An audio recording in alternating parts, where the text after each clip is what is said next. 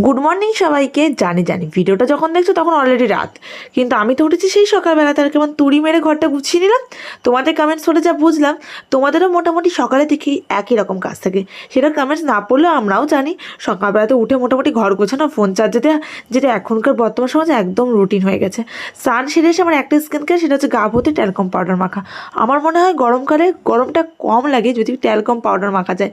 School লাইফে একসময় মাথা ভর্তি তেল আর সাদা ধবধবে পাউডার মেখে যেতাম, যেটা আমার স্কুলে বান্ধবীতে এখনও বললে ওরা বলবে হাসতে হাসতে।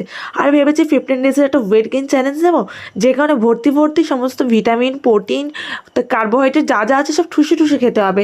কারণ চারপাশে মানুষজন যেরকম 15 ডেজ ওয়েট লস চ্যালেঞ্জ দিচ্ছে, কিন্তু আমার তো গেইন চ্যালেঞ্জটা নিতে হবে।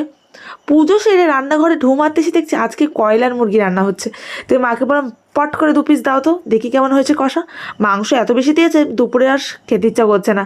খানিকটা মুভি টুভি দেখে এসে 3:30 4টের দিকে বসে লাঞ্চ করতে। আর এই যে আমের সিজনে টমেটো চাটনি কার কার ভালো লাগে, আমার কিন্তু আমের সিজনে টমেটো চাটনি খেতে ভালো লাগে। এখন একটু বিকালে হাঁটাহাঁটি করতে যাবো, তাই মুখে চোখে ভালো করে জল দিয়ে নিলাম, খুব গরম, প্যাচ প্যাচে গরম।